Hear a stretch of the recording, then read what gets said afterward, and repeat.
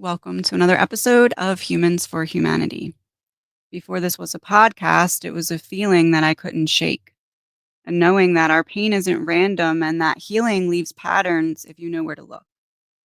This space was born from that knowing, from a desire to bridge lived experience with intuitive truth, and to let the human story reveal the soul in real time. I've created tools along the way, decks, maps, and mirrors to help name the wounds and trace the medicine rising through the cracks. But here we do the work out loud by witnessing, by listening, and by letting story become ceremony. This is the blueprint unfolding in real time. And I'm so glad that you're here. Today, I'm honored to welcome RaeLynn Harris to the conversation. She's a truth walker, a gentle guide, and someone who's been listening closely to the wisdom that rises in the silence. A devoted wife and mother, an incredible singer and dancer, and a woman who knows what it means to lose and find herself in the same breath. This is the reckoning of the quiet return. Is more than Humans for Humanity is more than a podcast. It's a living experiment, a spiritual archive, a collective echo of what it means to walk the obstacle course of embodiment and come out more whole than we began. Each episode is guided by spirit and shaped by tarot. I don't write questions in advance. I pull cards and follow the energy. Because I believe the soul already knows what wants to be spoken. It just needs permission to speak. Behind this project is something bigger. I channeled a map called the Blueprint. It's my theory of consciousness. It says that we don't just show up on Earth, we drop in with purpose. And as we move through life, we traverse an invisible structure made of energetic gateways, each linked to a chakra, each initiating us into a deeper version of truth, power, and love. Every human story holds clues. When someone speaks about betrayal, grief, purpose, survival, or awakening, I listen for the frequency underneath of the facts. The blueprint helps me track where their soul is in the arc of return, what chakra they're wrestling with, what lesson they came here to embody. This podcast helps me prove the blueprint by living it in real time. By letting people tell the truth of what they've been through and noticing the patterns that emerge. Because when we zoom out, we see your story isn't separate from mine. And our pain isn't random, it's part of the passage. Humans for Humanity is the collective field where those pieces come together. Where what once broke us becomes what makes us medicine. It's a sacred conversation between one voice and the many. One soul and the system that we're all moving through. And if we keep listening, we just might remember why we came.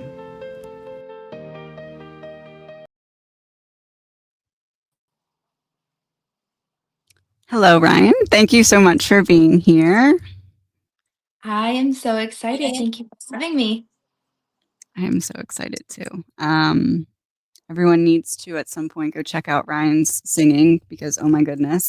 Okay, so we're going to kind of jump right into this. We're going to start by, this is like the tip of the iceberg of an introduction, okay?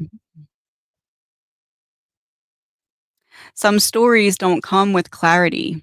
They start with a feeling, a nudge to go somewhere unknown, to follow the threads of something deeper, and sometimes that thread leads us into the ache, into the parts of ourselves that we didn't know needed reclaiming. Ryan followed that call, not knowing exactly what she was looking for, only that it mattered. And along the way, she met herself in ways that she couldn't have imagined. What she shares today comes from that place, not of certainty, but of sacred reflection, of letting the hard questions soften into self-love and honoring the journey even without all of the answers. This is her reckoning. Quiet, brave, and beautifully unfinished. Let us begin. So let's jump right into my first question here is going to be, what would spirit place on your heart as the most key opener that shows us your growth? Because at some point there was a lot of fear of expression, and you had to kind of get both sides of yourself on the same team. It's like you realized that the battles you were seeing externally were a reflection of battles within. And how did you learn to trust yourself again to go on that experience?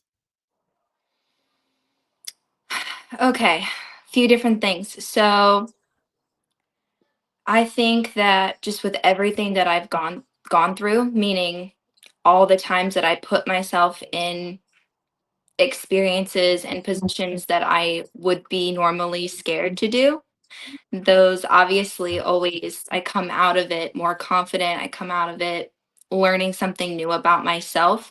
So if you go back and what was the very first question so I can reiterate it? How did you learn to like trust yourself when you realized that the battle you were experiencing externally was actually a reflection of the battle within?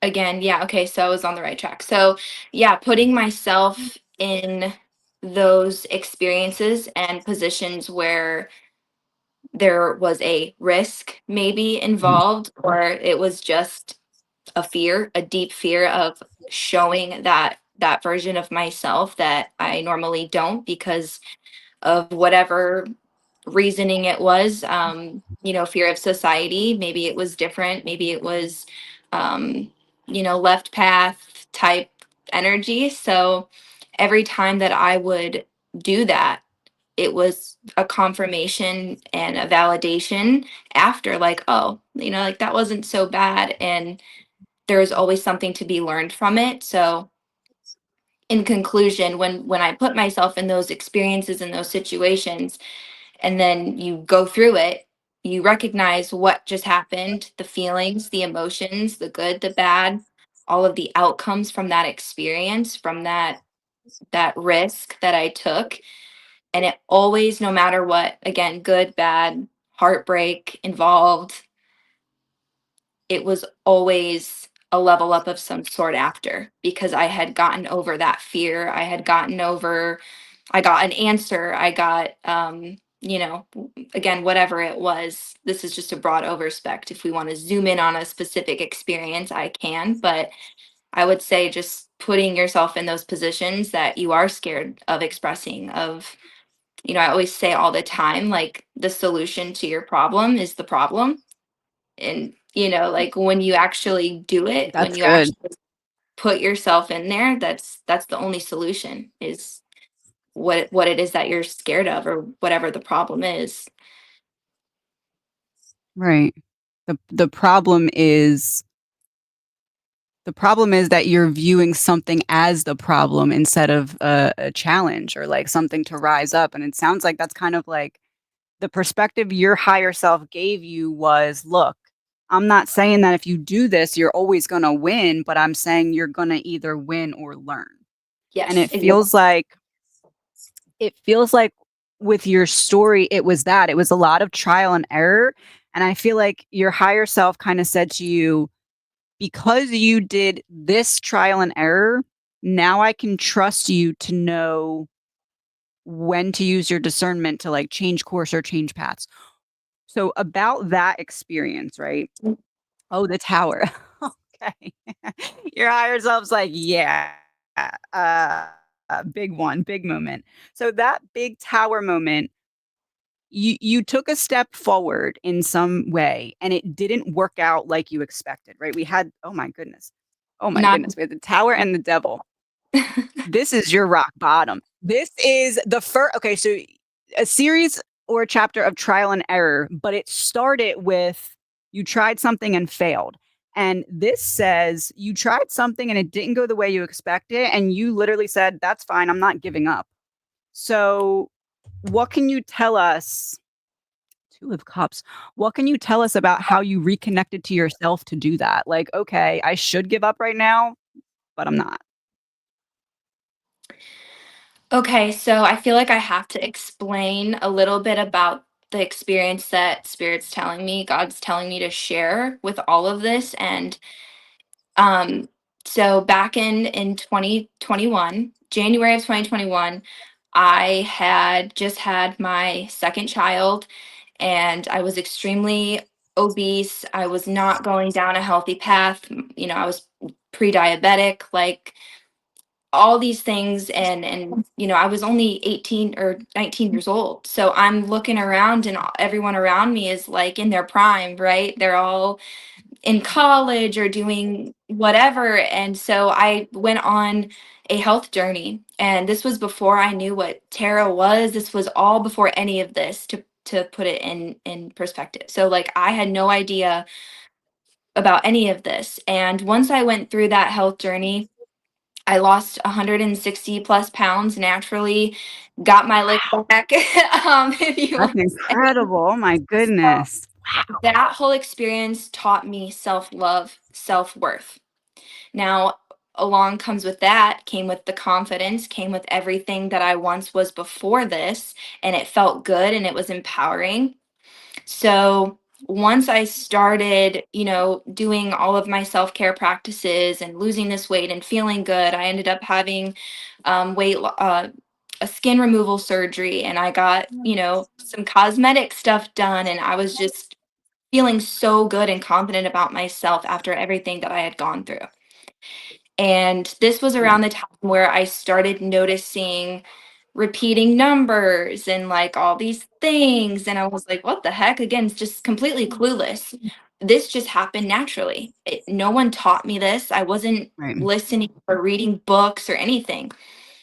And something, told me that I needed to take time for myself. And my husband and I were going through some, issues, and we ended up separating. And I'm trying to speed this up as quick as I can because I want everyone to know the Take your details time. Take your time. so they understand. Mhm. So, um, we separated, and I just felt this call from God. They were like, he was like, you need my angels was like, you need to go on a trip. You need to go on a trip by yourself. And I have crippling anxiety. I have never traveled anywhere by myself ever alone, so I just searched on Google, what is the cheapest flight tickets from Columbus, Ohio, where I was living at the time. Mhm. And it was to Boston. And I was like, huh, I've never been to Boston before. And this was in November 2021. So timeline January, now it's November of 2021.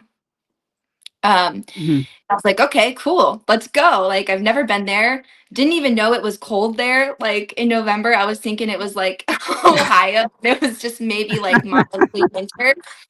So that's just kind of Right. funny. But anyway, I ended up booking the flight. And a few days prior to my flight to Boston, um, this guy had followed me on Instagram randomly, or maybe I have no idea. I don't recall like how it happened. Um, Mhm. and long story short, it just so happened he was from Boston. And I was like, what the heck? Like, this is kind of weird. And I was like, well, maybe that's a sign that, I'm supposed to go here. I'm going to have a good time. Like, I'm going to meet up with maybe a new friend. And that was all it really was at first. And I get there, and this tower moment that these cards are bringing up was that it did not happen the way that I thought it was going to happen. And it was, I'm trying to think how I want to kind of explain this without going too much into detail and like carrying on. Basically showed up, we ended up meeting. Um, he came to my hotel, he took me out on the city. We had a great time, amazing time.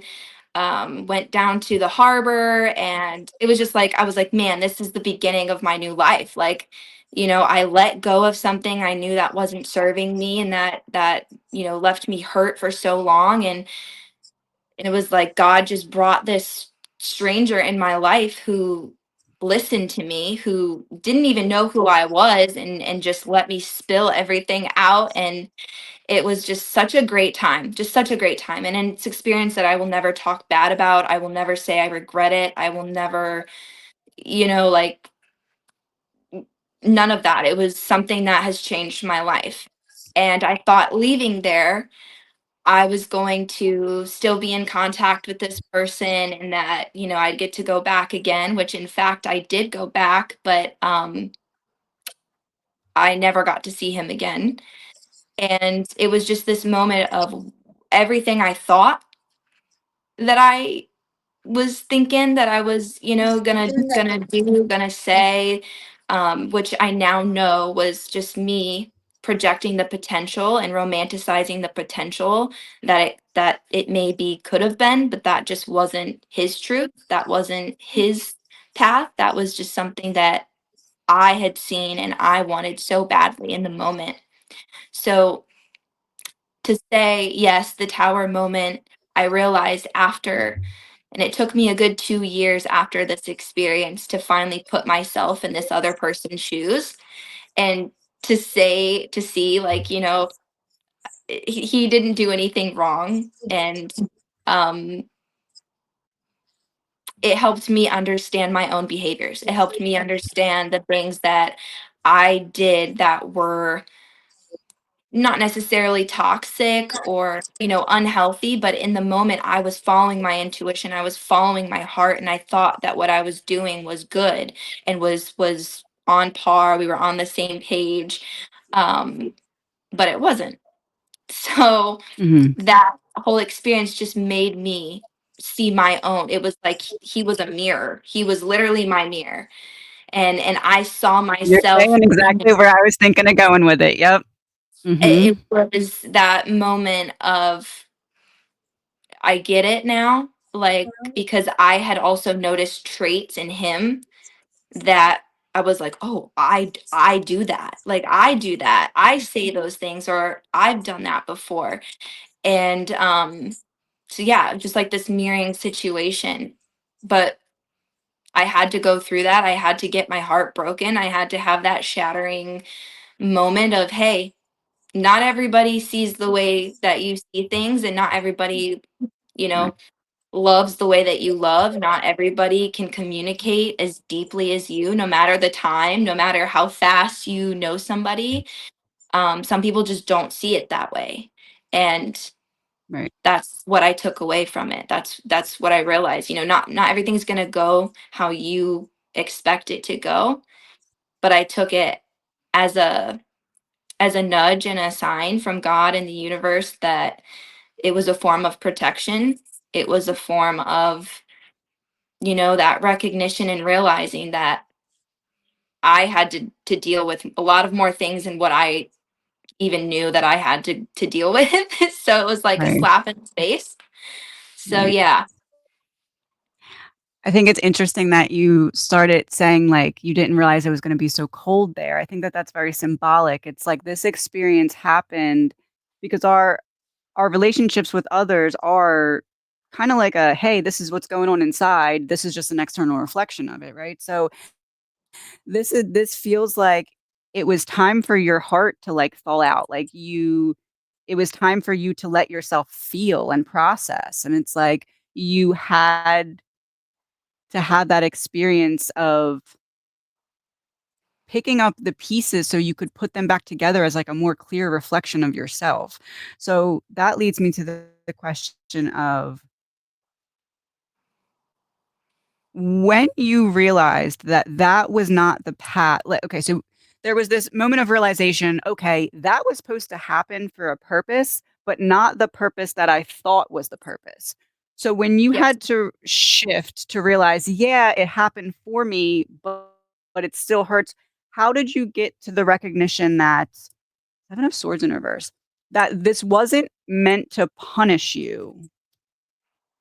but it also was meant to be something that was always going to be released because it was meant to show you what you were holding on to that was not you. Like, this was meant to say, look, here's a clear reflection of you and here's not, to help you notice what was. So how did you, I guess, like, manage that realization that, okay, that was needing to happen, but not my path?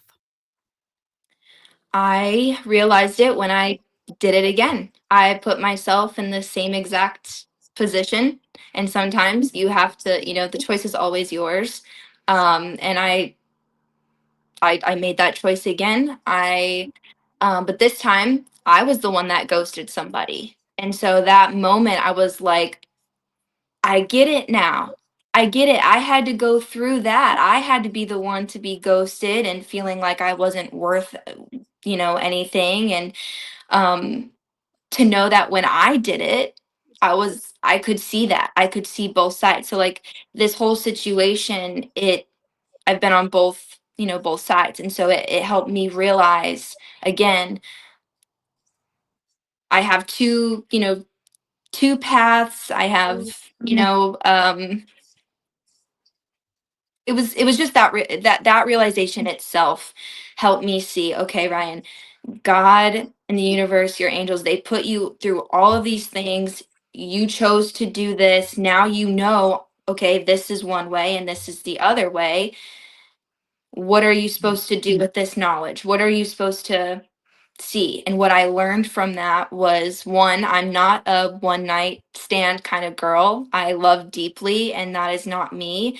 And that experience in Boston, that I thought that I could do that. I thought that I could be this wild girl and get it out of my system and, all of these things and have a good time.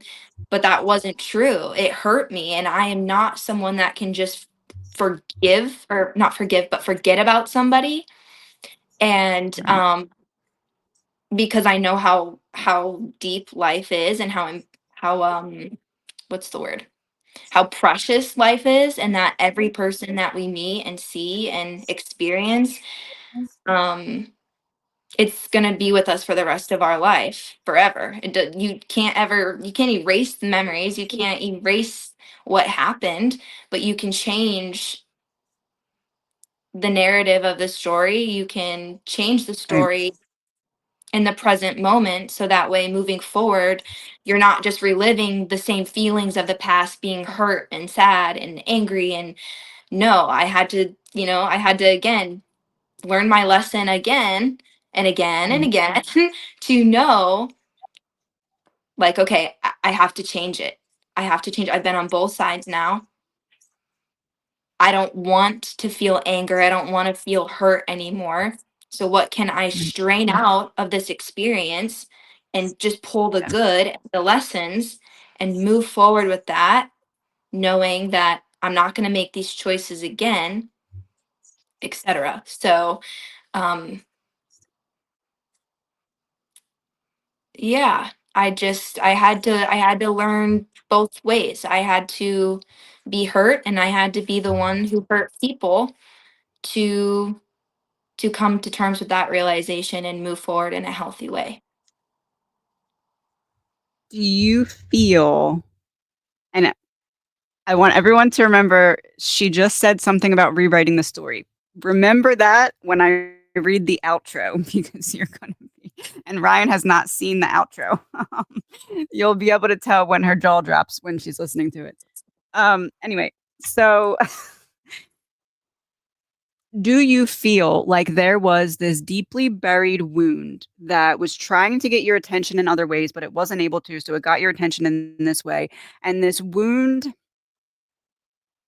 is symbolic of a program mentally that was running for you in which you were either like affirming or confirming or finding your worth through other people. Like, there was this, if I'm worthy, other people should be able to reflect that back to me. So it's like you had the first experience to feel the impact and to, so that you could be in the energy of, I'm able to feel again. I'm not numb. I was numb before because I was trying to find my my worth externally, and that's not how it works, so it numbed me. So then I had the first experience that broke me so that I'd feel again, and then I had the second experience so that I could realize, "Oh, it's not me telling that person they're not worthy, and that's not why I want them. It's just not in alignment," and it made you realize, "Oh, it wasn't that you weren't worthy, it was just that you weren't in alignment." Can you Exactly. describe what that shadow feels like? What's if the shadow was goggles, what are those goggles in terms of how you see the world because of the shadow? It helped me understand people a lot. It helped me have more empathy and compassion for other people because again, when this happened to me, I was so angry. I was so mad. And I will admit that, this is how I got into tarot. I was so low and I was so hurt and I just wanted closure from this man. I just wanted to know that like I in the moment I needed him to say, "Hey, there's nothing wrong with you. I just, am going through my own stuff and this isn't something that I want to do and can do." We're from two different states. Like I was just so wrapped up in excitement and passion because I hadn't experienced something like that in years. My husband and I, we've been together since we were 15 years old, had our first baby at 18, got married at 20. Like, he's all I've ever known. He's the only relationship I've ever had, person I've ever been with. So it was like, when you add that on top of everything too, looking back, it Right. was like, oh, Brian, I just wanted to give myself a hug because I was so vulnerable. But I, I guess I don't really know how to answer that. It was just when I was hurt. Mm, Almost like a disappointment, like because life wasn't the way that it was at one point, it had kind of made you question your worth, and you got a glimpse of like, "Oh, I'll yeah, be able to see it again." And then it was just as quickly it was there, it was snatched away from you, and you're like, "Wait, like, yeah, what happened?" It makes you question that. and Uninitiated adult, never shown how to grow into your power. So, it not was, realizing that you never needed other people to show you, "Yes, you're worthy."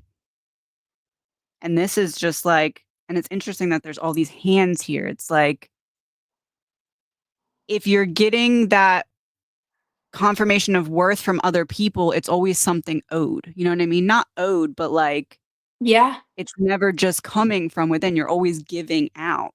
This wound forms when you're expected to function as an adult without ever being guided, witnessed, or empowered into maturity. You're left to figure it out all alone, carrying roles you were never prepared for.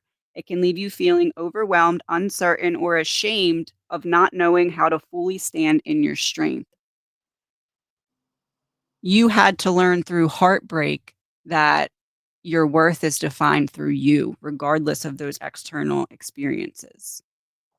and I Which think leads too. me Oh, sorry. No, go ahead. No, you go ahead. I think too with like my whole weight loss journey and going through all of that, in my eyes, yes, I looked the best I had ever looked, and I, thought I was confident in the moment until I obviously, met this guy and all these things. But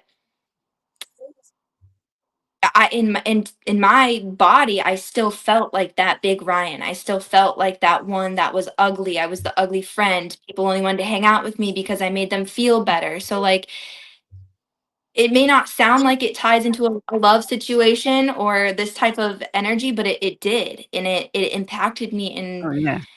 because I still saw myself as not this person that anybody wanted to be with. And so I was almost like kind of shocked in a way too. I was like, oh, he wants to meet with me. He wants to see me. Like, I'm pretty, I'm good, or whatever. And that also opened wounds that I had to heal from my inner teenager too. I was a huge partier. I was that person that, you know, was the dancer at the parties, and so everybody, was like, Ryan, this is the cool girl or whatever. And so um I tended to give myself away in more ways. And yes, in as in like my body. When I was younger, I definitely gave a lot of people my body because I just wanted to feel loved and like I was enough. So this whole Right. experience too, it definitely ties into like my inner teenager, and that came after this experience too. And I was like, wow, like I recognize these behaviors in myself from when I was, 15, 16 years old.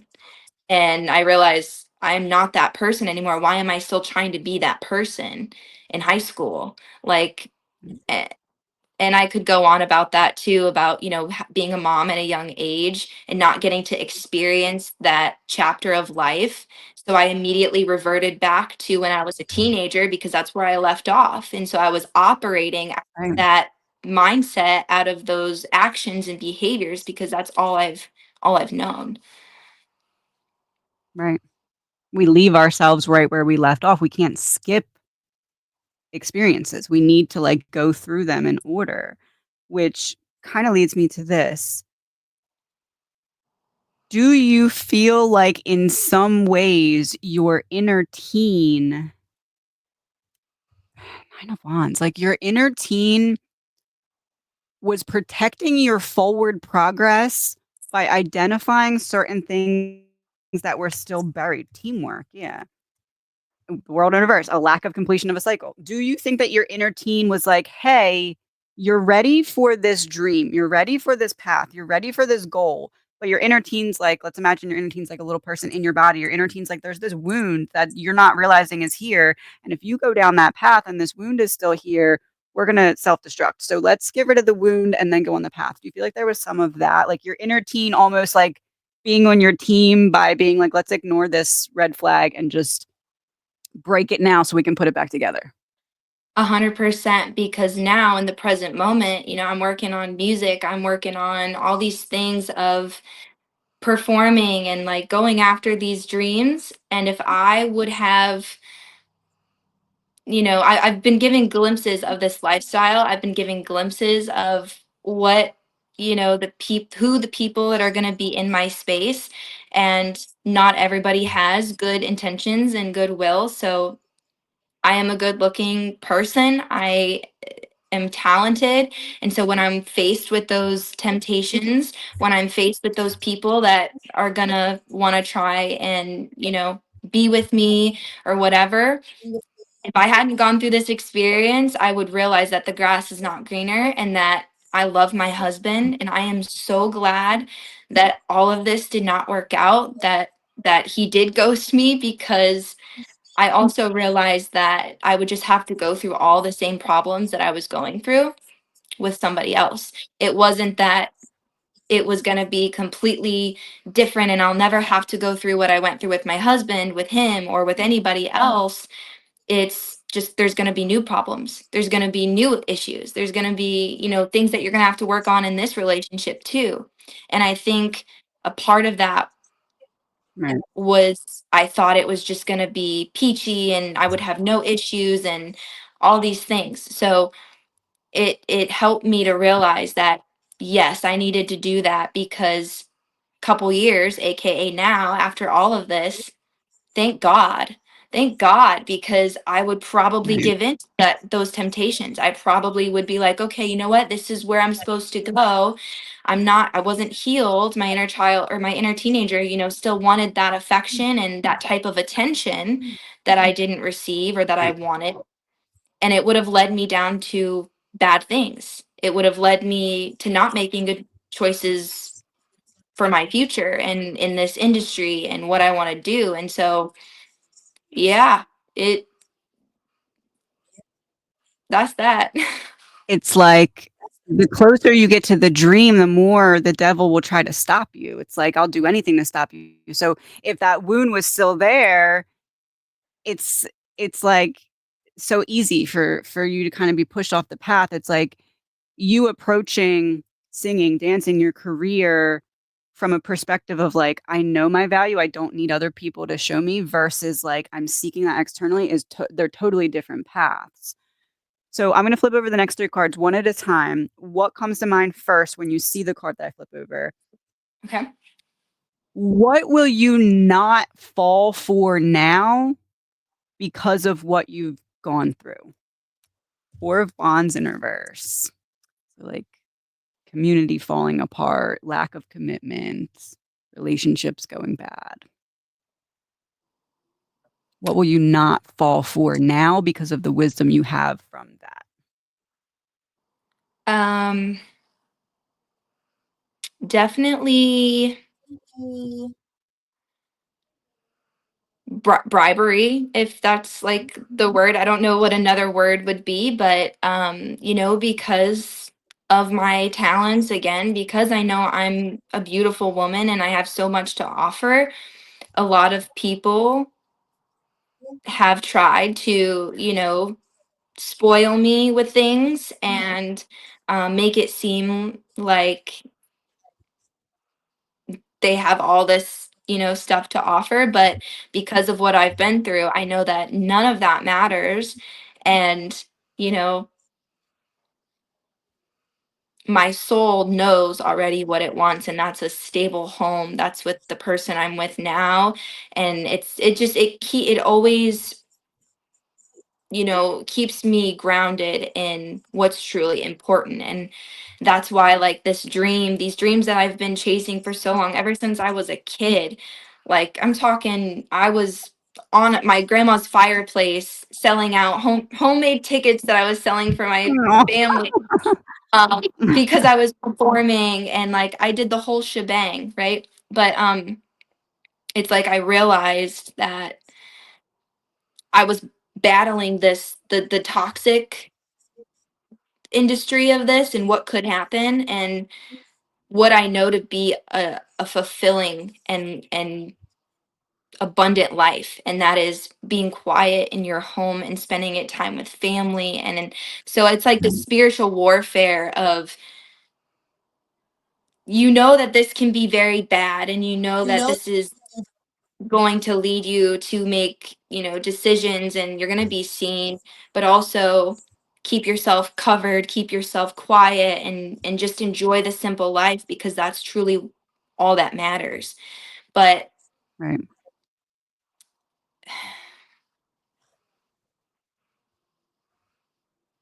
I don't know how to like explain how No, that's like no, I get details tied into it, but it won't happen again because I'm grounded in my life. But I also understand that I was given these gifts and talents, and everything I've gone through was to write about, because I understand now collectively there are so many people that are going through the exact same things that I'm going through.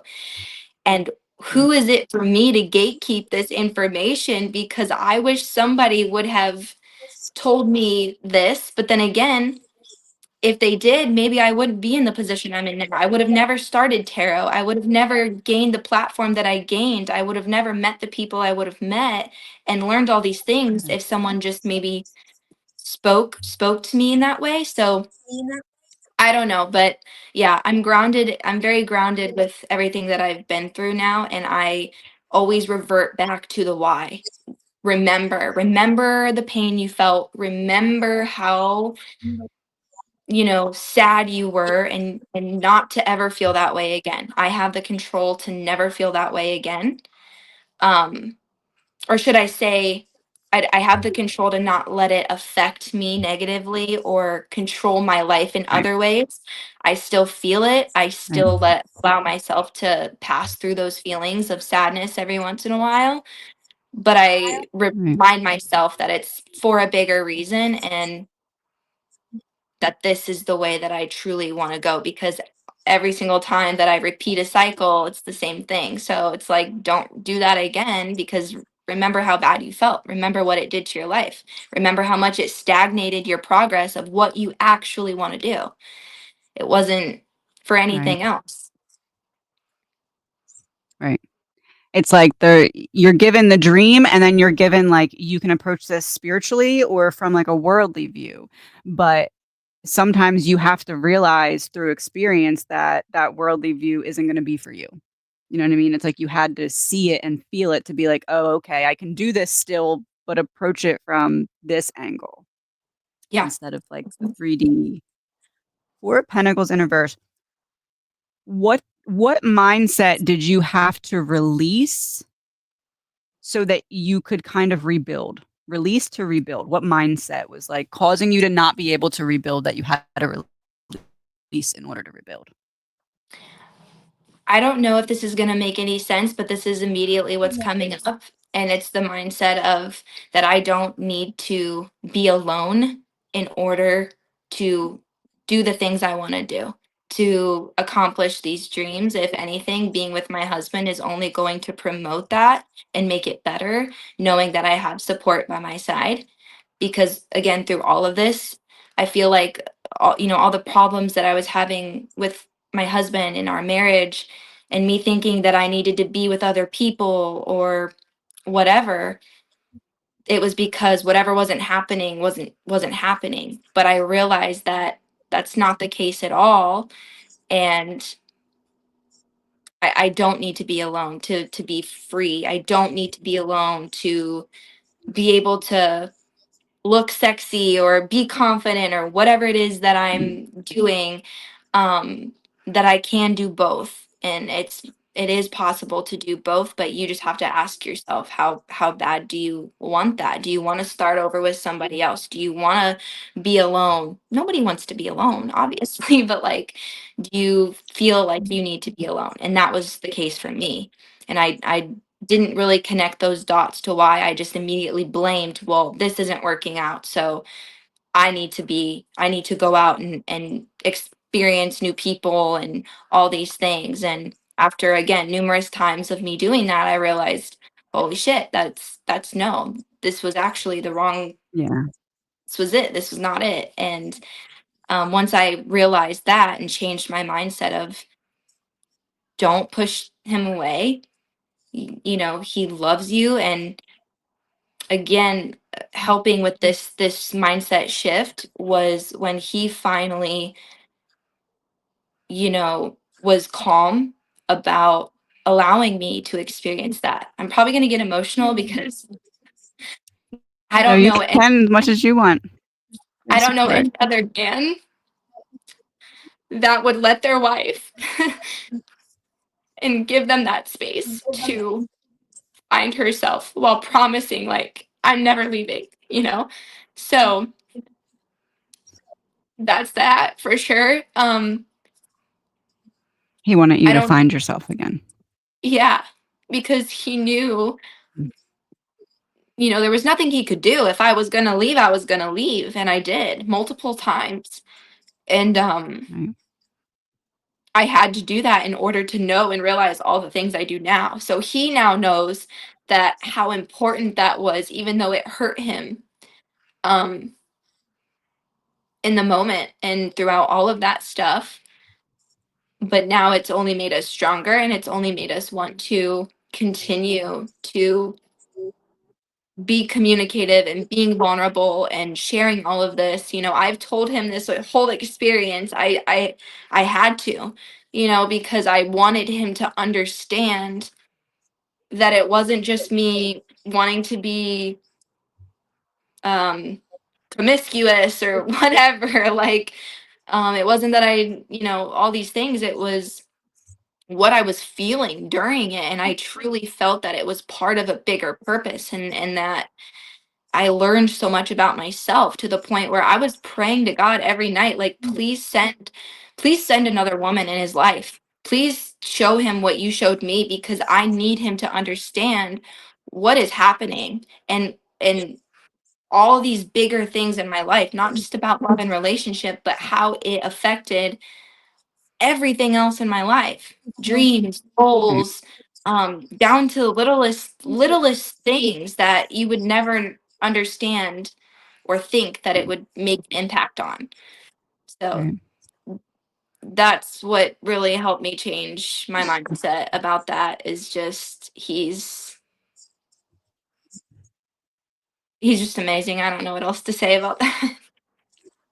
Do you think there's a part of you that needed to wake back up and you've been with him so long and the fact that he's that understanding, I'm almost wondering if your higher self was like, "Hey, we need to shatter to wake back up, but he's not gonna do it. Like, he's not gonna hurt you." So it's almost like this, you need to hurt you because he's not going to type of thing. And like, because he was able to be there to support you and help you pick yourself back up, it's like your higher self was like, "Hey, this is gonna really suck, but,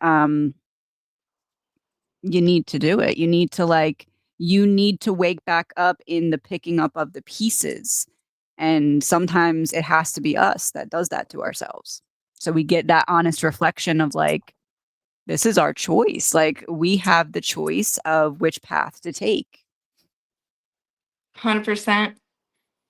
I love that. Yeah, I had to hurt myself because God knew He was not going to do that for me. And boy, I learned the lessons. I sure did. And I won't ever, ever do that shit again.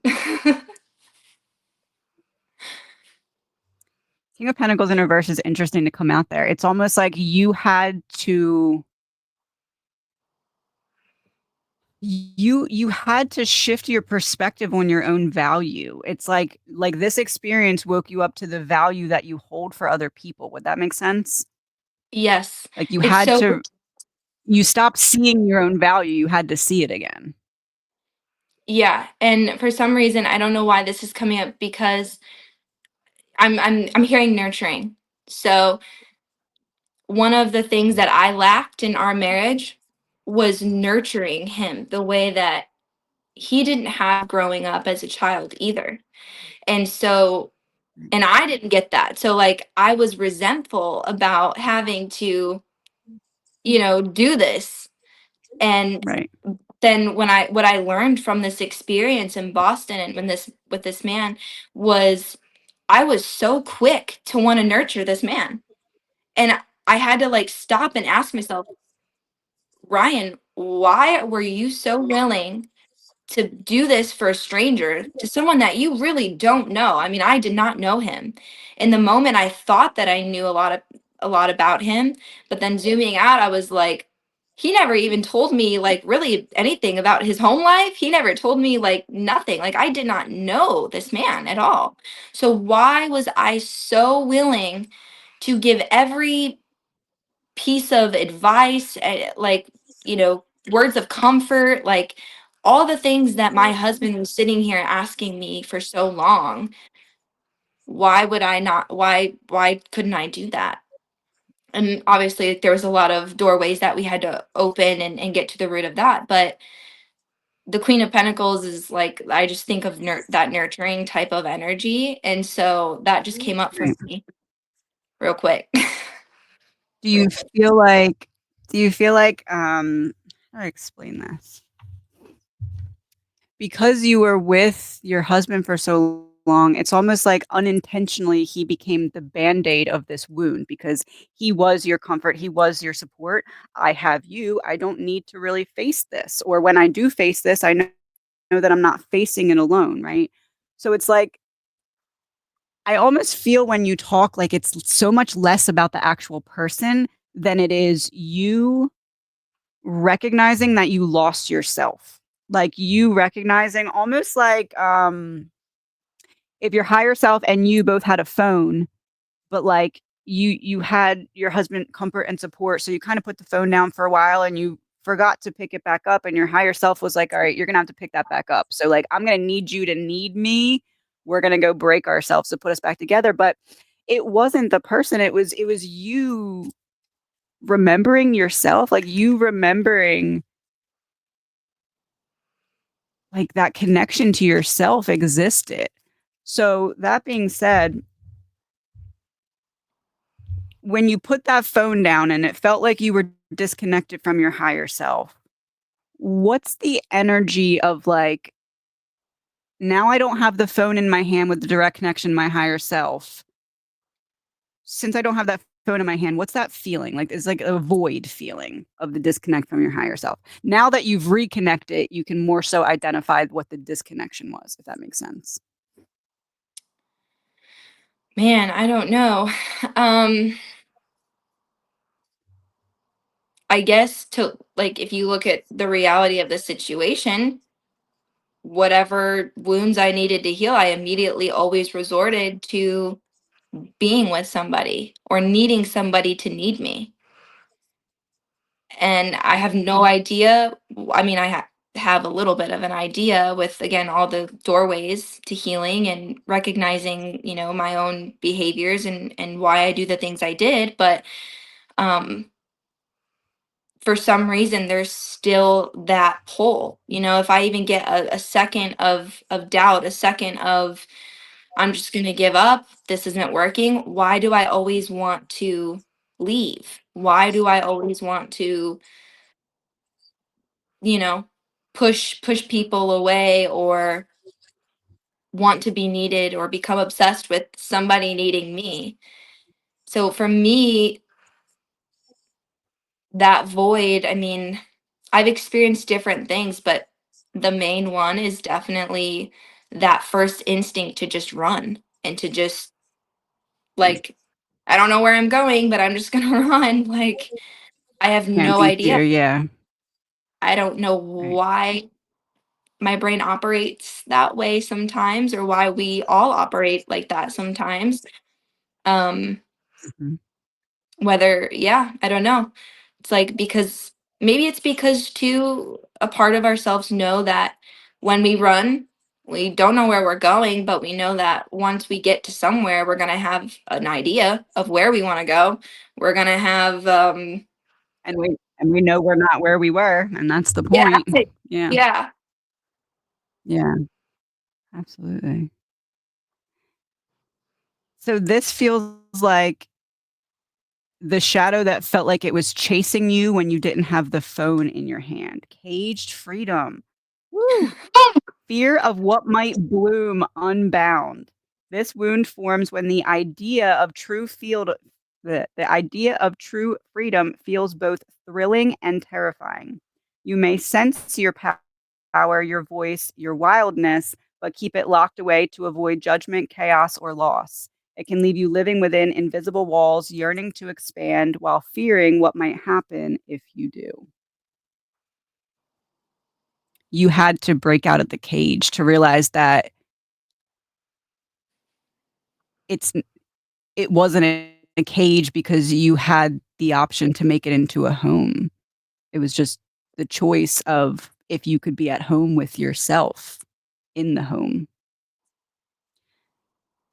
So, my next question, coming home to yourself felt very uncomfortable. Ten of Swords in reverse. It's like you had to literally take each one of these swords out of your back that you felt like you put in there yourself, which is very difficult to do. But you needed to because you needed this new beginning. Um, Ten of Pentacles. What was your why? Like, you were like, "This is really gonna be hard. I'm gonna have to sit with a lot of feelings. I'm gonna have a lot of uncomfortable conversations, but this blank is what's making me say, 'I need to do this now.'" Are we talking about just like my dreams and goals currently, or are we talking about why I felt the need to chase this man or to get this closure from this experience? Re Rebuilding. Why you decided to say, "I need to rebuild my life." Like, "I know what I want now, and I'm gonna build that." Um, well, I think again, peace and closure have to have has a part of that. I knew that if I again rebuild from this experience, rebuild from everything that all these feelings of just being lost, I knew that I was obviously going to be in a better place if I made a purpose out of it, made something good out of it, right? Again, I always use the term like straining, like, okay, while maybe it's not going to be a brand new house that I build, but let's see what I can strain out here and use from that to still build something new. That makes sense. Yeah, it um does. hmm I knew that, again, there were people that needed to hear this stuff. They needed to hear what I've gone through. And because there's people that go through the same things. There are people that get ghosted all the time and are left feeling completely, just terrible for the rest of their lives because people don't talk about these things. People don't There's only a very small percentage of people that actually look deeper and do the healing. And some people are just like, okay, well, that happened, whatever, and move on. And nobody knows what comes after that. Nobody knows or how they can move forward with that. So rebuilding this experience and realizing what I need to do, it was almost like a aha moment for me. And I was like, oh my gosh, this is exactly why that you had to go through all this, because now I have inspiration to write music. Now I have Right. inspiration to not only share knowledge through tarot, which was a chapter of my life and it will always be in my life. I just don't do it like how I used to anymore. But it's like, again, I was looking back and it's like these little chapters are leading to this big thing that's about to take place, to where I always Mhm. knew that I was supposed to be. Right.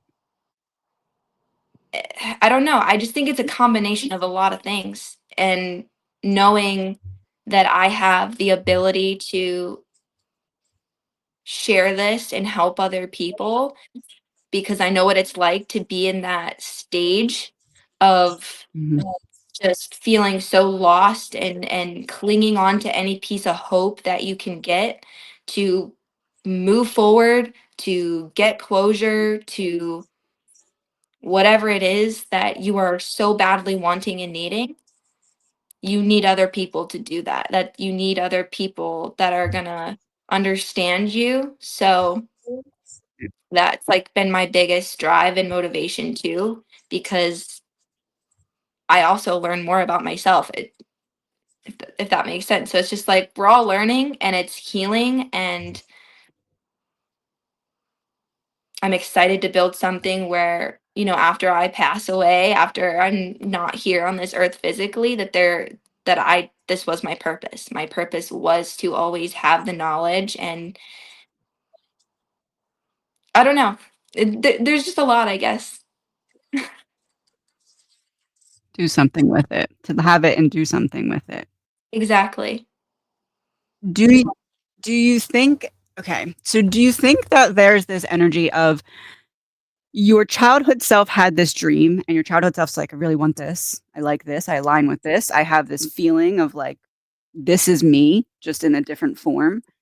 And then your inner teen was like, "Okay, yeah, let's do it." But it wasn't time yet. So do you Yeah. think that there was this form of rebellion from your inner teen? Like, your inner teen's like, "I want this, but I can't have it, so, like, I'm gonna push it away because I can't have it," but your adult self now is like, "No, no, no, no, no. Let's bring it back." Almost like it's been on this fishing hook the whole time, and now you're finally starting to pull it in instead of just, like, try and push it away. Yeah.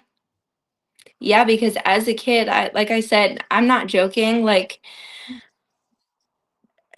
I'm trying to get a hold of videos, actually. I'm sure you'll see them in the very near future, of just me doing so many crazy things, not actually crazy things, but I was 4 years old and I'm in the garage with a bucket and a sponge, literally singing word for word, It's a Hard Knock Life from Annie. Like, what other 5-year-olds, 4-year-olds do that and go to the extent of things that I did? And looking back at it now, realizing, holy shit, I was literally a master manifester as a itty bitty child, and we just have no idea because we lose that magic of life as we get older, because obviously, Right. programming and all of those things. So, as a child, you don't see anything as impossible. And Right. by the age of 7, 8, this was when like MySpace was coming out, and I begged my mom at 8, 9 years, I don't even remember. I was young, definitely too young to have a MySpace or even be on the computer. Um, but you bet your touch that I was on there, searching up um, producers and managers and open auditions for this, not even having any experience as a child. My parents Right. couldn't afford to put me in competition dance or anything like that. So quite literally, I built walls of just fantasy and dreams, and that's where I lived. And then when I would Mhm. go out into the world and do these things, people were like, "What what is she doing?" Like, I Mhm. remember an experience. I had begged my dad to drive me all the way to Detroit for a open audition for it was the show Shake It Up on Disney Channel. I don't know if you've Mhm. ever heard of that, I but think I have, yeah. I was like, no way, I'm gonna do this, and I'm gonna meet them, and it's just gonna be great. And I show up in my school t-shirt, a pair of shorts, and I think the Rezig shoes, which if it's, oh my gosh, they're so tacky now, but that's the thing. So it just shows how like innocent and pure my mind was, because I knew that I had the talent. I knew that I have what it takes to be just like these people, but I wasn't conditioned. I didn't have the things that they did. I had no idea that you needed to have a manager to even go to this audition. They still let me dance. I still have the video somewhere. I need to find it. Um, but it was just like that moment of like realization now as an adult of, you did all of Right. that as a child.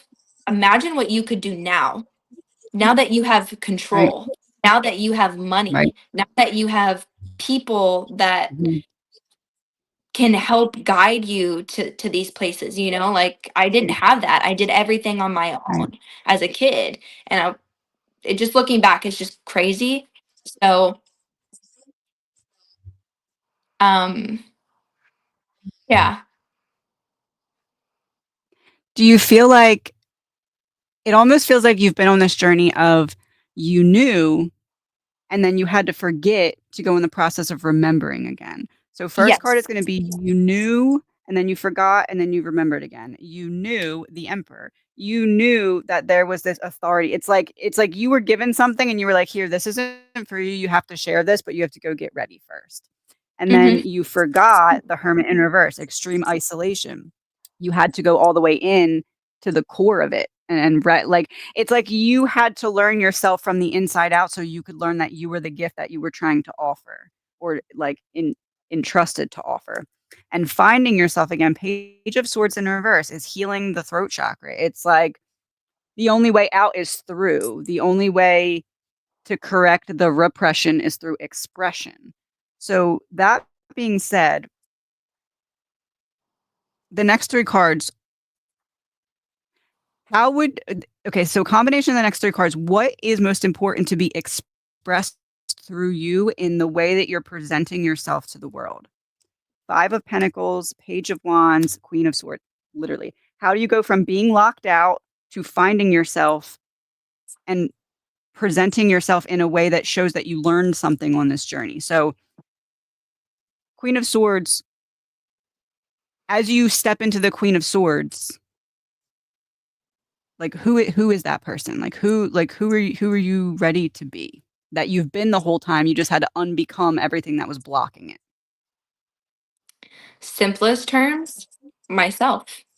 knowing that there's nothing I need to change. I already have everything that I have. Again, as a child, I already had everything I needed. It was just the societal projections that what makes you look better, what makes you a better fit for this role, what makes you, all these things. So stepping into this energy, I have to check myself sometimes and know that, like, okay, it's not about the physical things, it's not about the material realm. It's, if you really want this, you know that you already have what you need. You might just need to come in contact with the right people. So Right. another thing is boundaries. And again, not letting people try to sway me because they can buy me things or polish me up a certain way to get me to be better or all these things. Again, that spiritual warfare that I was kind of talking about. It's like, Right. yeah, I know that this could be a very successful path for me, but I know my power and I know how bright my light and my confidence is and who that attracts, that I know Right. there's going to be that representation of me not being true or not being moral or ethical or whatever this light dark side is. And then Right. do you under like, am I making sense? No, I understand. Getting lost in like my You own thoughts. you're representing yourself being comfortable in the balance. It's like most people shy away from the dark side of that yin yang balance that we're meant to have, but you're Yeah, embracing it and trying to show others how to embrace it. You're like, I'm this because I was that, and I'm yep, not that because I grew into this, and that's okay because I couldn't have been this without that, and I needed to be that to be this, exactly. which is okay. So my next thing then,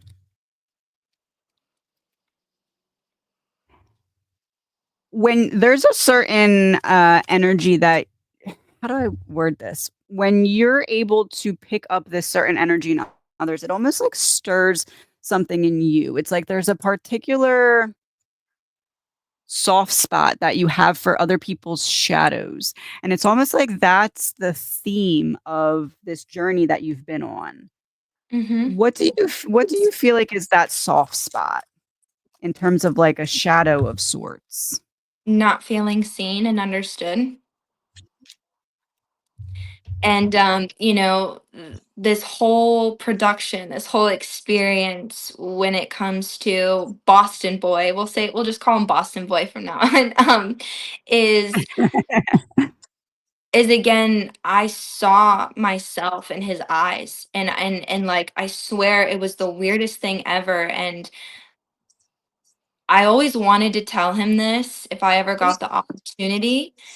And it was, there was a moment when we were hanging out and a voice came on in my head. And I remember it so clearly because I thought to myself in the moment, like, this is weird. Why did I just hear my own voice say this to me? Like, never had this happen before. And it was, you can feel safe again. And it was like a moment. In that moment, I was like, okay, then that means like this person is supposed to make me feel safe and help me go through all these things I'm about to go through. But now looking again Right, after zooming out, it's like, no, you can feel safe with, it doesn't have to be with this specific person. Like, you are safe and you with will always yourself, have right, yeah. Yeah. And so I right, seen this piece of me in him that almost, I think, wanted me to save him because I understood like why he was doing the things he was doing because I had gone right, through that. So a right, part of me wanted to save him. A part of me wanted to help him learn, like, hey, you can be seen and heard too because I hear and I see you and I know what it's like not having that support, not having that validation, um, even from your family, even from, whatever. Icons recognize icons, you know what I mean? Like that type of energy, real right, recognizes real. And so I right, recognized that he was a real person and that we had gone through very similar things. Um, so it was that kind of energy of just seeing myself and Right. understanding that, I could be seen and I could be heard, and it was coming from within myself. It doesn't matter Right. about anybody else. It doesn't matter, um, because your specific group of people will see and hear you. Instead of focusing on the ones that you want to get to hear and see you, there's a whole other world out there that Right. are waiting to recognize you and to see you and to support you and to hear you. Yeah, and you don't have to beg them to, No. right? No begging here. The wound of the inner prosecutor, judging yourself before anyone else can. This wound forms when self criticism becomes a shield against external harm. You anticipate judgment by turning it inward first, hoping it will hurt less if you deliver the blow. It can leave you feeling trapped in harsh inner dialogue, unable to access self compassion or rest in your own enoughness. It's interesting because that kinda lines up with what I was thinking as you were saying that. It's almost like there's a version of us that we see in other people, like who we could have become if we took a different path, and it's almost like if we can just convince that person to do what we would have done in that position, it's almost like we can close out that path in our mind. Like, okay, Mhm. like, that version of me is done because I've convinced this other person that's representing that version of me to not go down that path. So that being said, when it comes to the realization that sometimes people can be on our path, but not meant to be permanently on our path. Like that realization, Ace of Pentacles, Justice, the Hierophant. Not permanently How did you physically. reconcile with that? Like yeah, like how did you reconcile with that? Like that it has to be okay that sometimes people come in and out and they're meant to be impactful but not held on to because you love so deeply you don't want to. How did that become okay? Like, how did you convince yourself that that's okay? Because it is, it has to be. But how did you get yourself to be like, "Okay, I agree with you." I had to put myself in the other person's shoes deeply, and I did that physically too. Like I said, I was the one that ghosted somebody else, multiple people. I had to put myself in that person's position and do the things that they did to understand that they meant well, and that I have no reason, or I have no right to even assume what this person was thinking about me, or you know I had to understand that we are all just people trying to figure it out. Right, And if by me, doing the things that I was doing and getting caught up in needing to have them in my life physically, or talking to them every day, or whatever, that wasn't healthy for them. I was only looking at it from my point of view, but I wasn't acknowledging of like what I did to this person. Like I'm over here thinking that, this person hurt me and they have no, you know, remorse or anything, or for how they treated me, or, for saying the things that they never said, or whatever it was. Um, right, but then when I was in that position, I don't want that person to be texting me again. I don't want that person to be like asking to follow me again, or, trying to come back in my life. Like it was just a moment of like, okay, you really have to see it from the other person's side. But when you're so caught up in that hurt and in that moment, you don't it's like time disappears. Time is an illusion. You don't right, even realize how fast or how slow you're going. You don't, for me, it was when I want something, I want it now. And that's been my whole life, even as a kid, yeah, and trying to make these dreams come true was I want it now. I'm going to do everything I can the next 24 hours to make this happen. But then the deliverance of it wasn't the best. And Right. so that kind of plays into this as well, I guess. It was just yeah, I don't know. It was just mainly putting myself in this other person's shoes, and that really helped me see by doing the same actions that this person put me through, for me to understand and take accountability for my actions in this experience. And it is embarrassing, and it is like, it was a moment of like, oh my gosh, like, Ryan, why did you do that? Why would you say that? Why would you try to even say that? Like, this person was a great person, and it was like I had this complete wrong idea. And something that helps me again move forward with this, and knowing that, like, what, they might not be here consistently every day. They're not in my physical reality, but they are always in my life. Like, again, you can't erase it. So I find comfort in that, knowing that I can always revert back to memories. I can always revert back to the lessons that I've learned to help me comfortable, to help keep me comfortable, and like keep me inspired and grounded.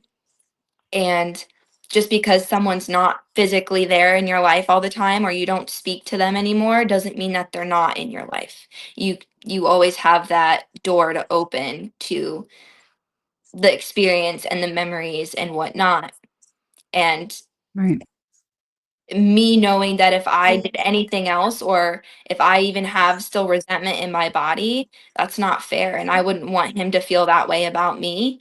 And I wouldn't want someone to, you know, I wouldn't want someone to be how I was in that experience. So that helps me just kind of release that, and moving forward, knowing that I wish this person the best, and I pray for them, and I, am so glad that it happened, and I can only hope that they are glad too. um but it's also, again, with like the POV thing, putting yourself in someone else's shoes. We always go to like the worst case, right? We don't ever think of, Right. oh, I know they're thinking the same thing about me. Why not? Why wouldn't they think the same of you? I had to ask myself that. Why wouldn't they think of me that way? Like, why was I projecting myself to be this crazy psycho person when all I did was just communicate my feelings? Right. I I didn't do anything that was like this horrible thing. So, It showed you that we don't really always make decisions for like because of other people. Like a lot of these decisions weren't because of you or too much or lack of. It's just that person's path not being in alignment with where yours was going. So that mhm. being said, how would you 9 of Cups in reverse, 6 of Pentacles, 6 of Wands in reverse. There's this like backwards give and take when like the internal dialogue, like explain that internal dialogue where you had to kind of talk yourself out of like, okay, it's me, it's all my fault. This is because I did this or I didn't do that. How did you talk yourself into being like, let's like how did your higher self say, let's try a different perspective? Well, there's this quote one time that I learned in therapy, and it was like, you can only love someone to the extent that they know, or have someone that has shown them that.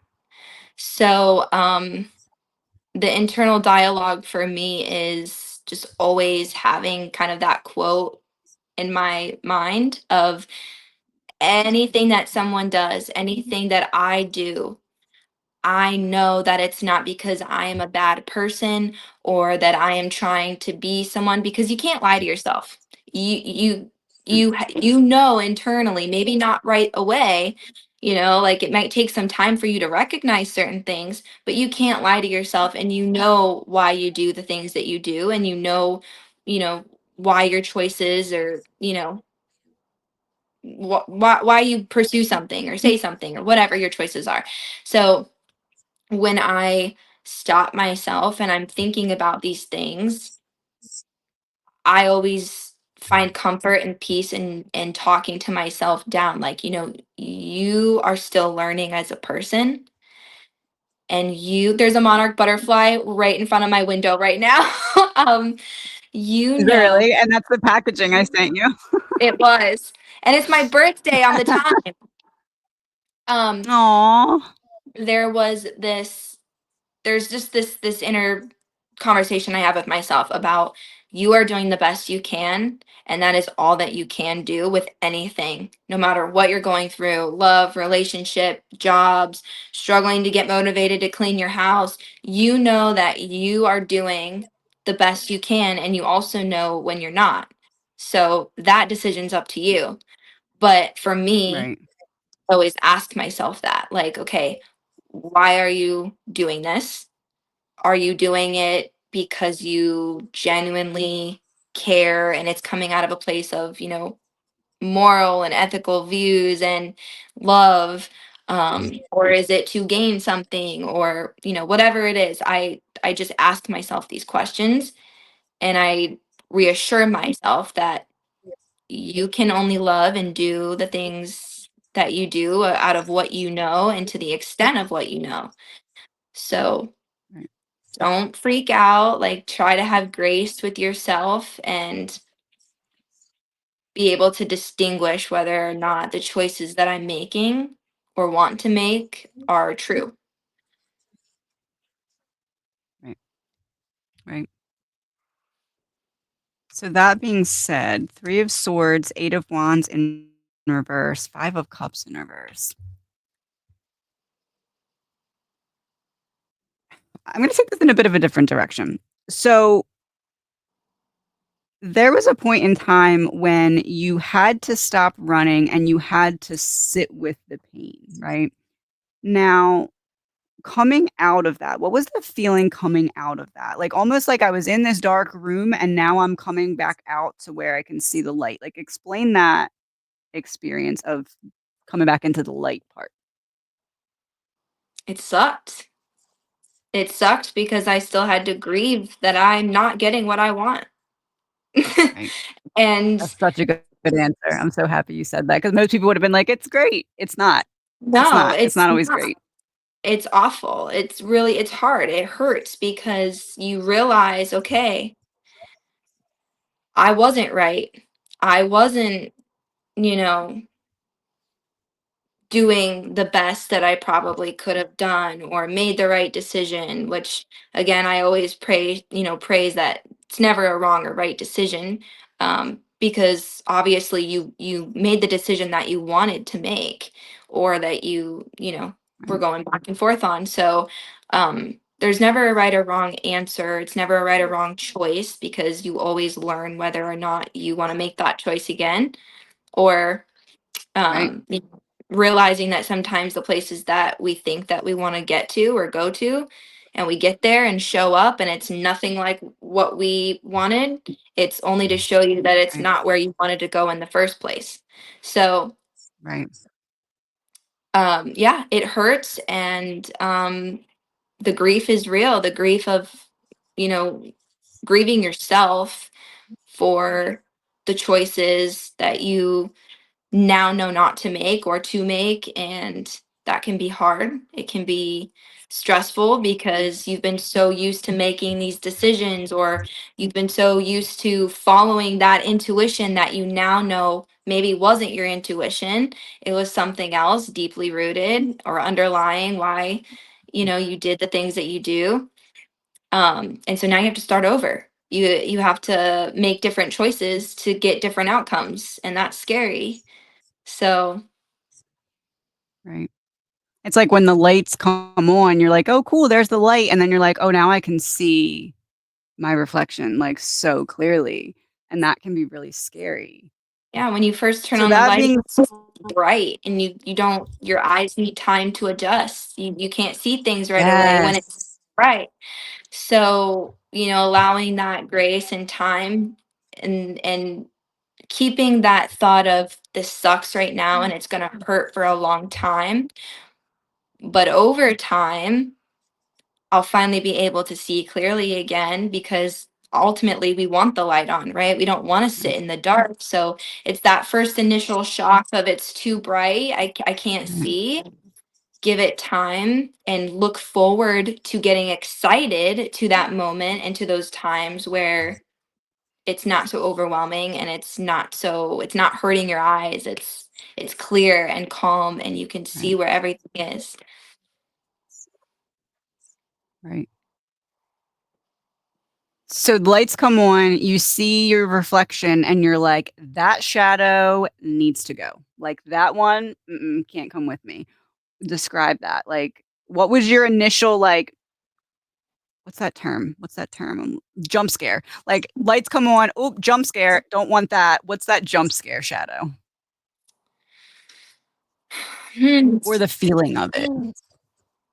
I'm hearing that quote, that, ah, shit, here we go again, like, you can't, when you see that and it's like that moment of, okay, I'm gonna have to leave something behind again, or I'm gonna have to come to terms that this isn't in alignment with me and I have to leave it. I have to let go of it. I have to disregard it. I have to choose something else, even though I'm so used to choosing this. Um, Right. so for me, like if I'm zooming back in on, this whole experience of what has shaped my awakening and all the things I've learned when it comes to this Boston experience, was I had to physically get rid of certain things because those things were attached to emotions that I was feeling, and it Right. was not the good kind.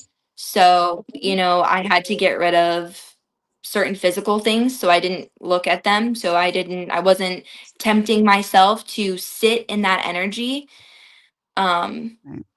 which also sucked too, because again, you still have to grieve that. You still have to grieve of, but I really liked that. I really wanted to keep that because that's what I wanted, but it's not something that I need, nor is going to benefit my health, my future, my, whatever it was. So Right. these moments, it's usually some sort of disregarding, whether that be again a behavior, a, Mhm. a material things, physical things, um, not communicating with the person anymore, having to cut people off sometimes. And it comes with grief. It comes with hurt still. Everything comes with hurt and grief, but you have to Mhm.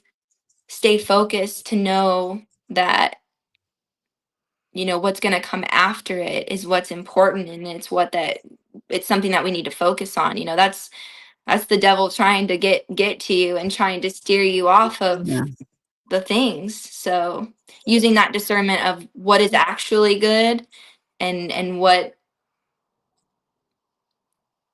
is actually beneficial for your health and your mind and your spiritual well-being, versus something that's just a quick fix, that's a short temptation because it feels good. But just because it feels good doesn't mean it's, like Good for McDonald's. you. McDonald's isn't good for you, but it's freaking Right. good, so you're gonna eat it. But Right. you want to demolish your body, and or do you not? It's like, I want to, I'm in the works of trying to be an underwater shark safety diver. It's like, well, if I constantly eat McDonald's all the time, I'm not going to be able to swim with sharks because I'm not going to be in my, healthiest, most aware Right. condition.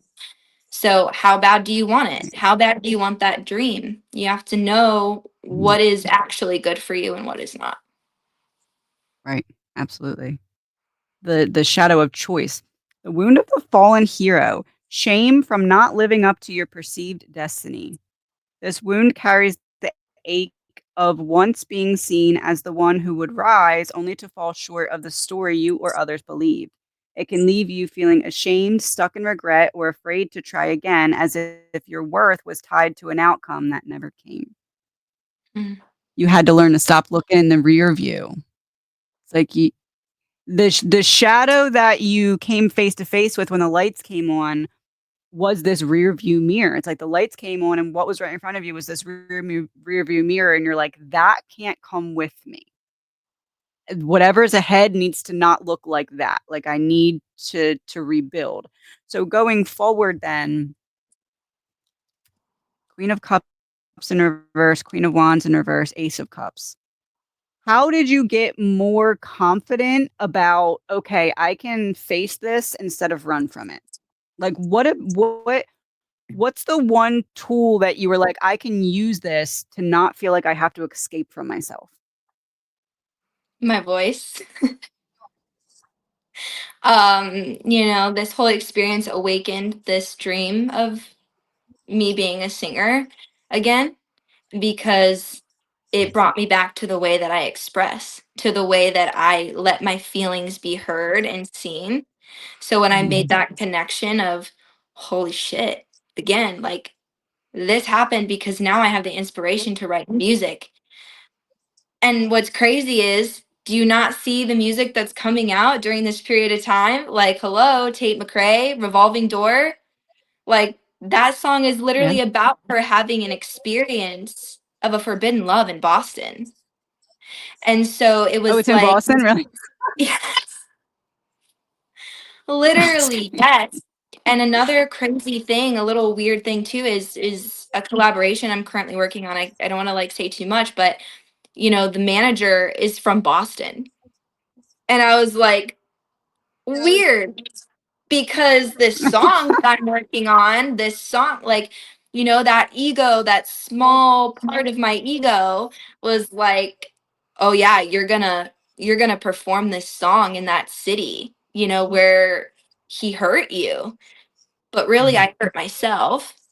Um, so it was like that moment of just of seeing what is happening around me. And it's almost like all my influences, people that I look up to, that I aspire to be like, and it's almost like I'm on a motorcycle and I'm just like riding the same thing with them, but my reality doesn't look like their reality, and I'm confused. I'm like, what is going on? Like they're literally living the same type of, you know internally, they're going through what I'm Mhm. going through. So what am I not doing on the outside that doesn't look like that, if that makes sense? It's like I'm realizing a lot of my favorite artists, the people that I look up to, they're releasing songs, they are doing things that I already do and have done. Right.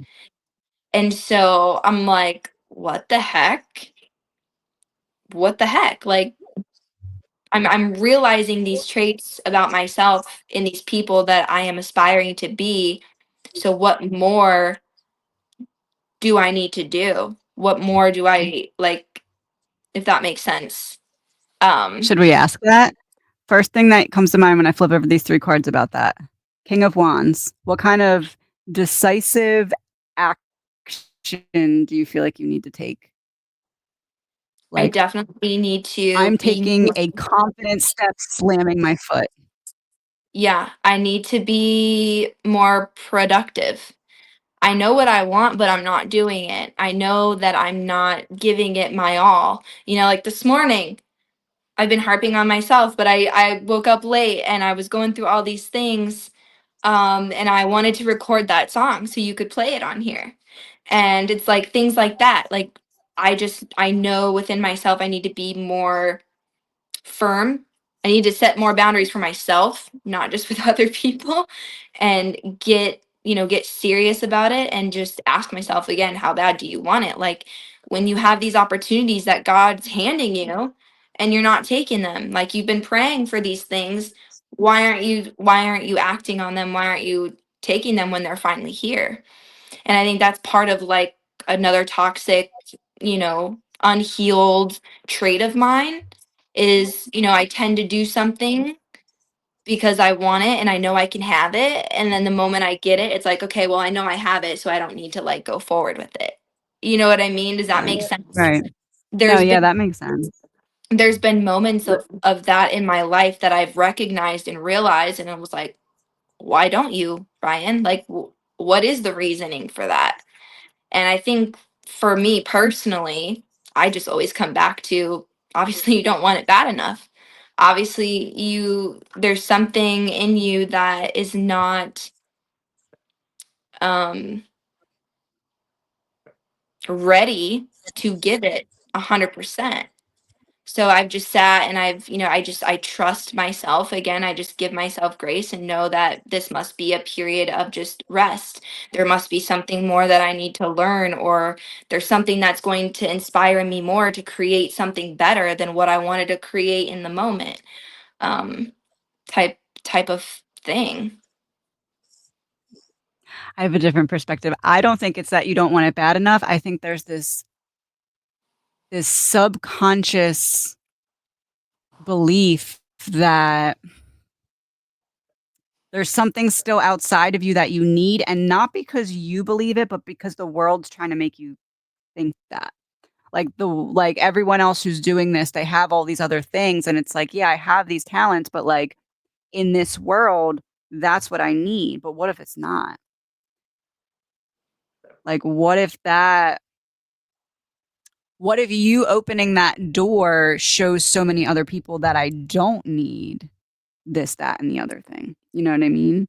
Like maybe that's that missing piece of perspective shift. It's not that you don't want it bad enough, it's that you want it so bad that you don't want to jeopardize forward progress by acting too quickly before you have what the world's trying to convince you that you need that you actually don't. Does that make That sense? makes sense. Yeah. 10 of Wands in reverse. What do you need to put down to take steps forward more easily or more light? Hmm. I think there's still a part of me that needs to release the having closure part again. It's something that, I've still healed from it and I'm still healing from it, but I've gotten better at not becoming I don't want to say obsessed because it makes me sound bad, but like that reoccurring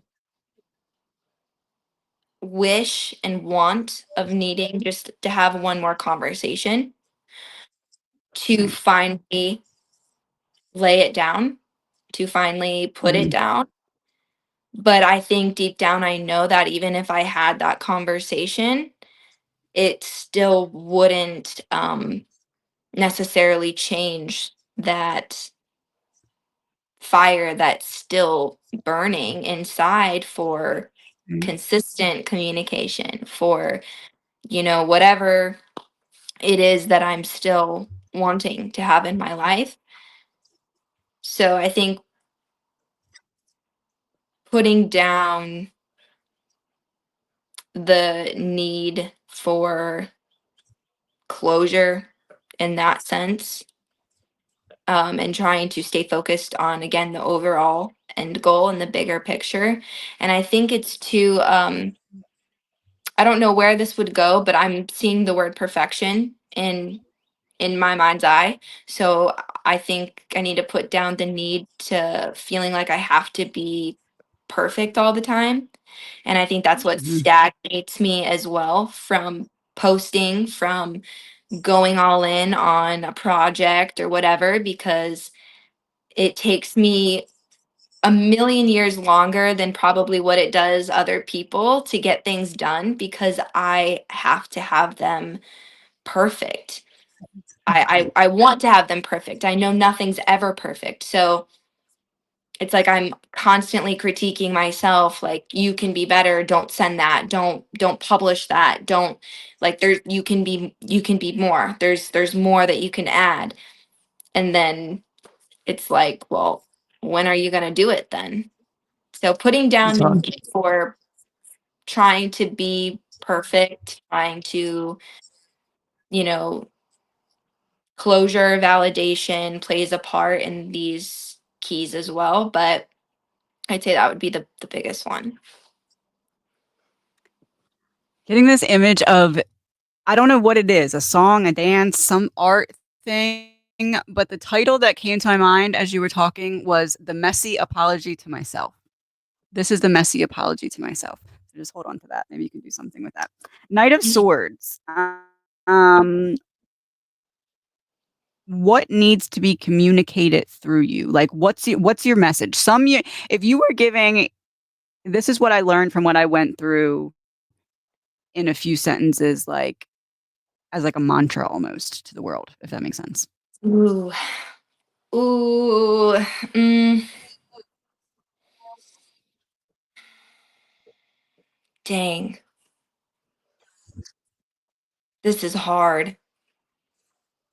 Because I'm trying to get it to be so Take your perfect time. because I want it to be so true. Um,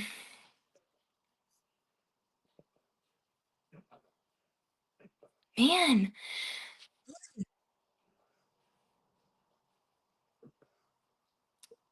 to you're not crazy. You're never crazy. You feel the things that you do for a reason. Mhm. Um, and obviously I'm not talking about like horrible things here. I'm talking about good, again, moral, ethical things, things that bring you joy, happiness, um, that sort of thing. Not I'm Yeah. just seeing people like if they have like bad thoughts or something, they're like, oh, that I must act on them. No, don't do that. I think my mantra would just be you're not crazy. You oh man. I might have to come back on this one. Take your time. This Take your time. because it's like I'm just experiencing everything, like everything in my mind is just all the experiences like flashbacks going on and I'm trying to pick and piece the biggest lessons out of all of them to come up with an overall thing. Right. You're not crazy for feeling too like You're never too much. You're not crazy. You are unique and we are all on our own individual paths like so true. Like I know it's so cliche and people say that all the time. We're all on our own path. We all do the but no, we really are. Like everything we do shapes the entirety of our life. And from the smallest things to the biggest things. So it's important that every moment you make the best of and you are the most full and authentic version of yourself.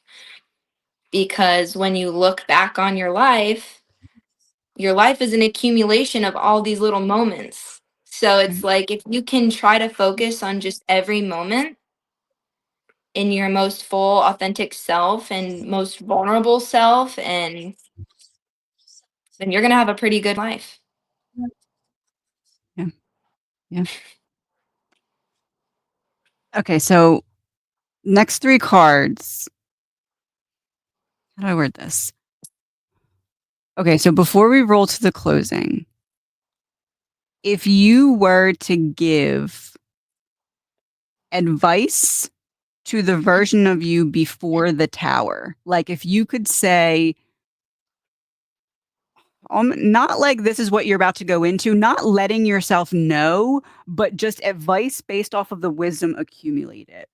We have 7 of cups, so like figuring out what tools you have to use and or confusion turning into clarity.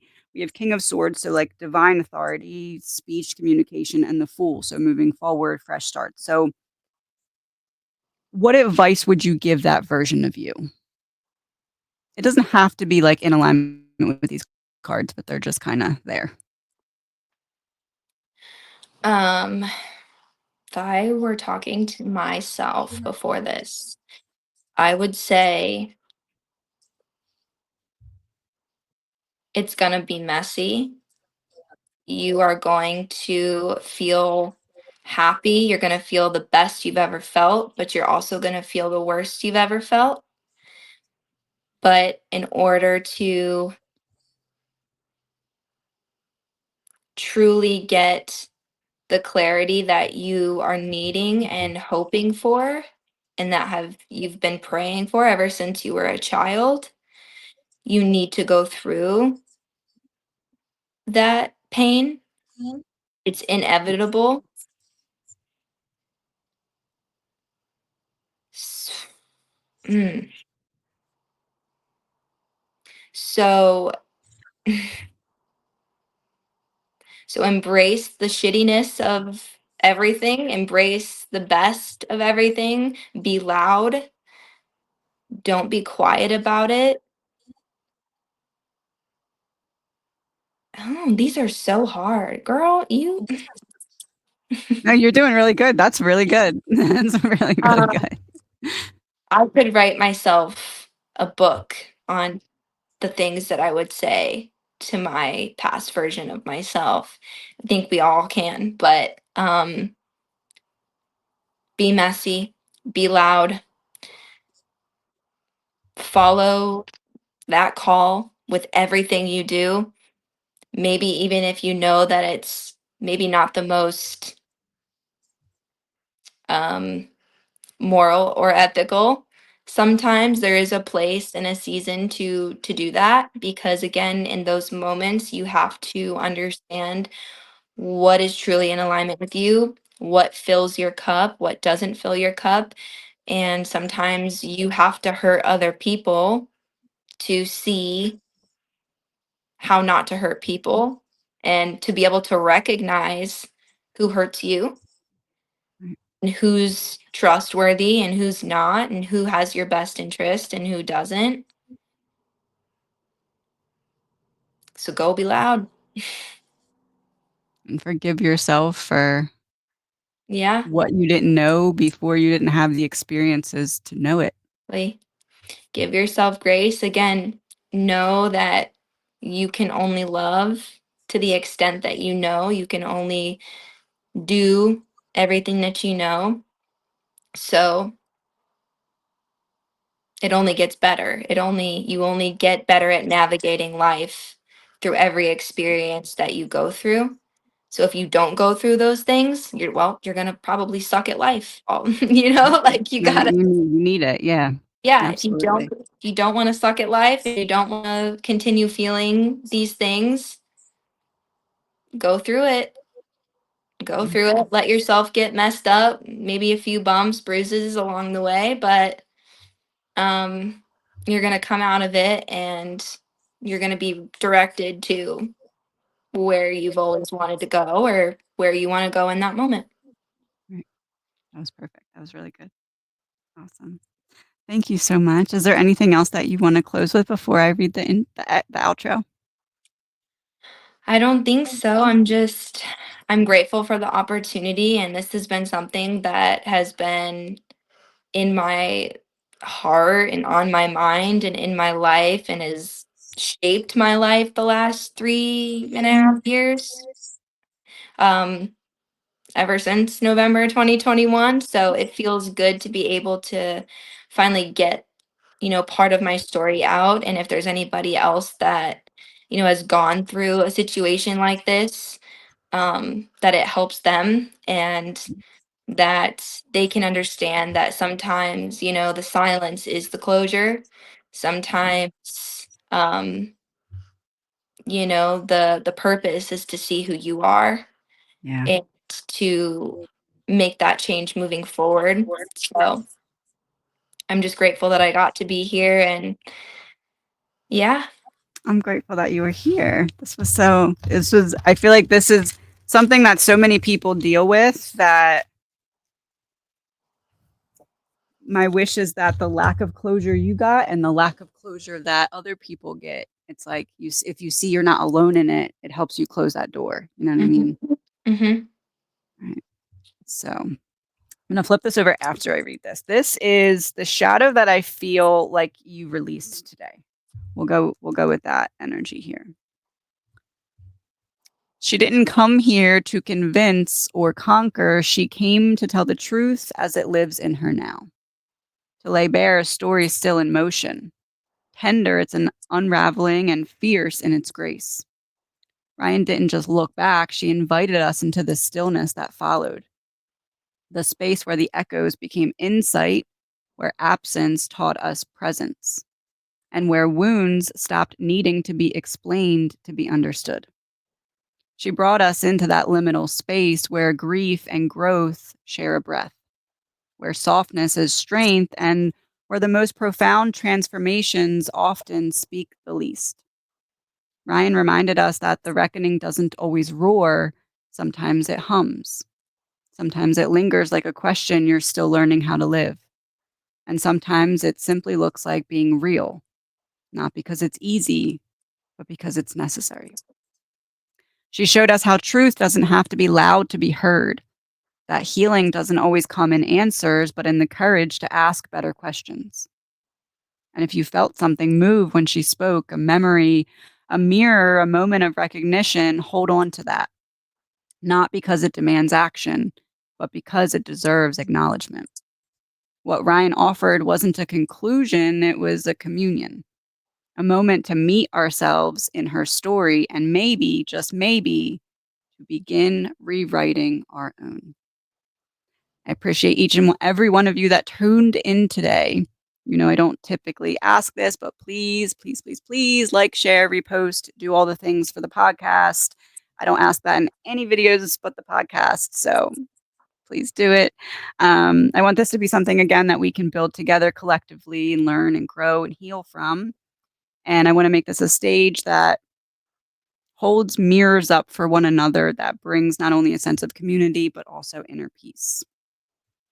Next week, we will have another guest, my dear friend Erin. So be sure to check that out. We also have the Humans for Humanity community page that's linked below and in my STAN.STORE. If you give me about a week, I'll have Ryan's up there as well. But it's just a breakdown of the episode, journal entries, a playlist inspired by the guest. All of that is all on there. So please check that out. And all of Ryan's links will be below and in the community page. Thank you so much, Ryan. And thank you, everyone, for Thank being here. you.